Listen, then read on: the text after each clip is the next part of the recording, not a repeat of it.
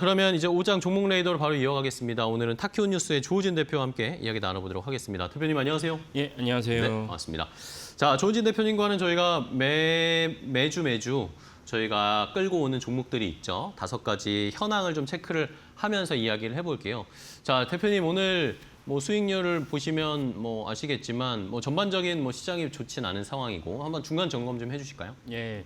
그 지난주에 목요일, 금요일 연속으로 이제 SK하이닉스 주가가 많이 떨어졌죠. 그래서 네. 이제 금요일 날 같은 경우는 이제 SK하이닉스가 그 미국에서 불어온 이제 여러 가지 안 좋은 악재 때문에 이제 떨어지긴 했는데 그 악재 중에서 이따 자세히 좀 말씀드리겠지만 악재 중에서 이제 예컨대 그 엔비디아가 이제 그 베라 루빈에다가 이제 네. 메모리를 갖다 탑재하는데 이전에 설계했던 것보다 설계를 바꾸면서 메모리 사용이 절반에 불과하다는 건 이제 잘못된 그 오해에서 비롯됐다라는 걸 말씀을 드리고 그러면 그런 악재는 없으니까 오늘 이제 다시 마이크론 열린 마이크론이 그 악재가 반영되면서 이제 금요일 마이크론 무려 13% 떨어졌거든요. 네. 그래서 오늘 그 악재가 오해에서 비롯됐다는 것이 시장에서 이제 인식이 되면 마이크론 주가도 다시 회복될 것이고 하이닉스 주가도 다시 올라갈 거 여겨집니다. 그리고 이제 보시면 아시겠지만 오늘도 SK하이닉스가 개장할 때 엄청 떨어졌다가 12시 한 45분쯤 가면 갑자기 양전도 했었습니다. 갑자기라는 표현은 그렇고 예, 다시 이제 어느 정도 이제 하락폭을 갖다가 다 이제 만회를 하면 양전됐다가 지금 한 2% 정도 떨어진 상황입니다. 그러니까 이 말은 무엇이냐면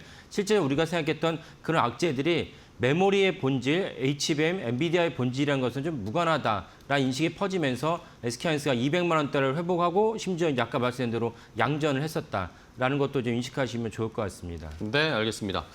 자, 시장은 일단은 아직까지는 하락을 다 만회할 수는 없는 상황이고 또 약간씩 하락폭이 커지고 있긴 한데요. 시장의 분위기 말씀해 주신 종목들 보면서 이 점검을 좀 해보도록 하겠습니다. 많은 분들이 제일 궁금해하실 첫 번째 종목부터 바로 공개를 해드리겠습니다. 자, SK 하이닉스입니다. 밑에 써 있는 것처럼 이제 시청자분들도 이거 SK 하이닉스 오늘 장중에 200만 원도 잠깐 이탈했었는데 네. 그때 이걸 살까? 막 고민을 엄청 하셨을 거예요, 아마. 네. 많은 분들도 그런 이야기를 했고. 근데 또 오늘 아침에 SK와 엔비디아가 이제는 앞으로 단순히 공급 계약 관계가 아니라 전략적 파트너가 돼서 파트너십을 추구해서 길게 10년 정도의 계획도 있다. 네. 이런 이야기도 나왔습니다. 이거를 저희가 어떻게 해석을 해야 될까요? 예.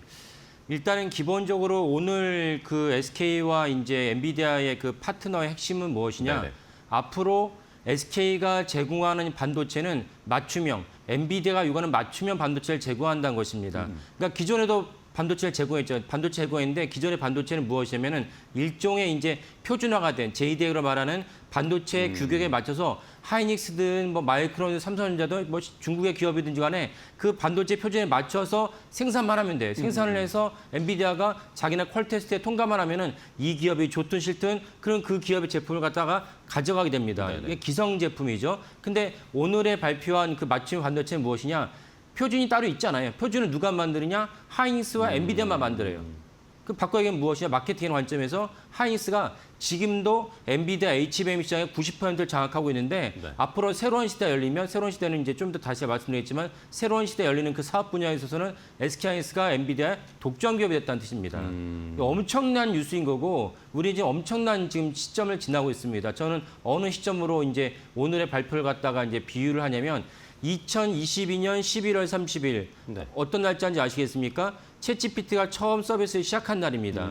그때 반도체 경기 너무 안 좋아가지고 SK하이닉스가 삼성전자에 그랬죠. 그리고 2023년에는 1분기부터 3분기까지 SK하이닉스가 무려 누적 적자가 영업 손실이 8조 원 입학했습니다. 그래서 회사의 존폐가 논했던 그 시점에 바로 1년 전에는 챗GPT가 서비스를 시작하면서 우리가 몰랐던 HBM 엄청난 수요를 갖다가 일반인들 몰랐을 뿐인 거죠. 엄청난 수요가 SK하이닉스의 4분기를 갖다가 영업 이익으로 만들었습니다. 네. 그 날이 바로 오늘이란 것입니다. 왜? 아까 말씀드린 대로 엔비디아가 요구하는 맞춤형 메모리를 오직 SK하이닉스만 만들어주겠다는 것이에요. 그러니까 엄청난 뉴스인 거고 이 뉴스를 해석하는 분들이 있었기 때문에 전 무엇을 지금 말씀드리냐. 아까 말씀드린 SK하이닉스가 처음에 시작했을 때 거의 10% 가까이 떨어졌다가 네네. 12시 45분쯤에 이제 양전을 했는데 그 사이 삼성전자 주가의 흐름을 보면 삼성전자는 여전히 5% 내외로 왔다 갔다 하면서 떨어지고 있어요.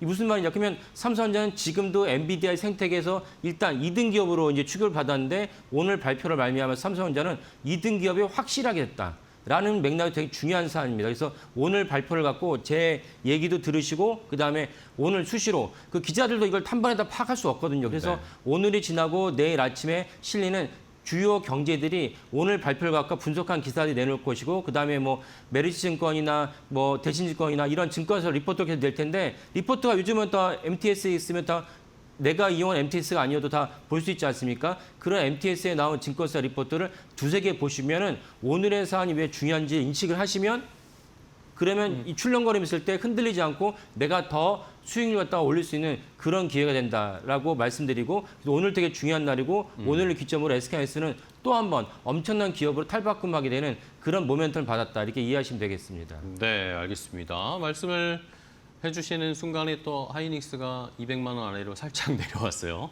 이런 것도 살펴보시고 말씀해주신 것처럼 이 SK 하이닉스와 엔비디아는 이제는 더 밀월이 깊숙해졌다라고 해석을 하시는 것 같습니다. 뭐 오늘 뭐 또 근데 삼성전자 쪽도 엔비디아 제스랑이 만난다고는 하니까 오후에 삼성전자 쪽에서도 어떤 이야기가 나오는지 전영현 뭐 부문장을 만난다던데 이재용 회장은 몇 달 전에 캘리포니아에서 만났다고 하고 그런 이야기도 살펴봐야 되겠고 근데 이제 또 우려하시는 쪽에서는 주말 사이에 또 이런 이야기가 나왔어요. 이 엔비디아가 베라루빈 이거 새로 출시하고 이제 앞으로 공격적으로 팔 거라고 했는데 거기 안에 들여다 보니까 이게 설계를 약간 변경을 하면서 이 뭐라고 해야 될까요? 이 난이도를 낮췄다라고 하면 그러면 이게 무슨 의미냐? 이러면서 지금 시장에서 막 소캠 논란 막 이런 것까지 번지고 있거든요. 이건 어떻게 해석하고 계신지? 그 뉴스 때문에 이제 금요일 날 이제 하이닉스도 우리나라도 영향을 받아서 하이닉스 일부 영향을 받아서 이제 금요일 날 이제 KRS 기준으로 10% 가까이 떨어졌고 마이크론 13% 떨어졌습니다. 근데 그 논란의 핵심은 무엇이면 세미 애널리시스라는 이제 시장 조사 기관이 낸 리포트가 일부 공개됐는데 그 리포트에서 이제 약간 헤드라인만 제목만 이제 많은 사람들이 인식을 하면서 이제 받게 됐는데 그 헤드라인이 무엇이었냐? MV72라고 이제 결국 베라 루빈의 이제 렉이라고 지난번 말씀드렸는데 그 엔비디아 나온 새로운 어떤 그 GPU 그 세트가 공개가 됐는데 설계가 바뀌면서 기존보다도 메모리를 적게 쓰겠다라는 것이 이제 헤드라인으로 인식을 했습니다. 근데 자세히 보니까 그 인식이 사실은 하나만 보고 둘, 셋은 못 봤던 잘못된 인식이었습니다. 무슨 말이냐면 실제로 이제 그 메모리는 주는데 메모리를 주는 게 무엇이면 192기가바이트는 절반만 쓰는데 그러면 메모리 적게 쓰겠죠. 그럼 당장 하이닉스 아까 말씀드린 대로 엔비디아의 시장 점유율이 90% 이상이 된다. 물론 이거는 이제 다른 맥락 HBM이 아니고 다른 뭐 LP DDR이겠지만 어쨌건 적게 쓴다면 하이닉스나 마이크론이 안 좋은 뉴스죠. 근데 거기에 무엇이 더 있냐면 192기가바이트는 절반 쓰지만 그 다음에 아래 버전인 96기가바이트는 6배를 쓴다. 그럼 191을 갖다 절반 쓰면은 96이죠. 근데 96을 갖다가 다른 96 모듈을 갖다가 6배로 쓰면 전체적으로 메모리를 적게 쓰는 것입니까? 많이 쓰는 것입니까? 더 늘어나는 거죠. 더 늘어나는 거죠. 근데 이걸 갖다 헤드라인만 보고 이제 오해를 해가지고 지금 주가가 폭락을 했습니다. 그래서 아까 말씀드린 대로 이 뉴스를 주말 사이에 뉴욕에서 이제 열심히 연구를 하면서 야 마이크론이 그렇게 폭락할 일이 아니었구나라는 인식을 하면서 그 오늘 다시 이제 시장이 시작하면 마이크론 주가가 회복될 것이다라고 여겨지고. 그 다음에 이제 마이크론과 이제 금요일날 메모리를 갖다 떨어뜨린 또 다른 중요한 요소가 뭐였냐면 이제 미국의 고용지표가 너무 잘 나왔어요.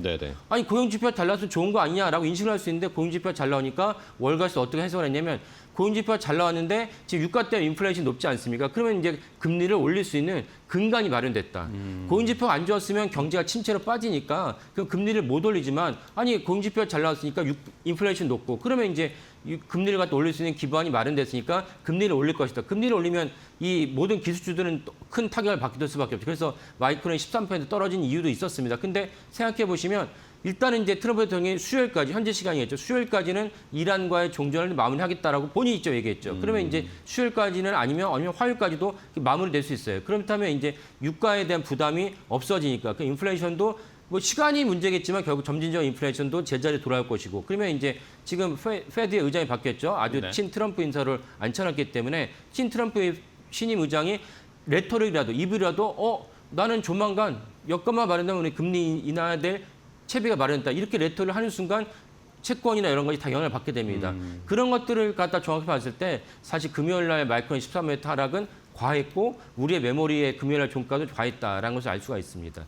네. 케빈 워시였죠. 제가 케빈 워시 이름 잠깐 생각 안 났습니다. 케빈 워시 예. 연준 의장 예. 이야기. 오늘 또 트럼프 대통령이 금리를 내려야 된다라고 예. 또 오늘 얘기를 했어요. 예. 뭐 케빈 워시가 FOMC에서 어떤 반영을 할지는 모르겠지만 계속 압박을 하고 있고 만약에 진짜 이제 전쟁을 빨리 이번 주 내에 끝내게 되면 유가가 떨어지고 그러면 금리도 하향으로 좀 방향을 바뀔 것이고 이런 것들이 시장에 긍정적인 영향을 줄 수 있지 않을까라는 그렇죠. 예. 상황을 저희도 한번 추적을 해보도록 하겠습니다.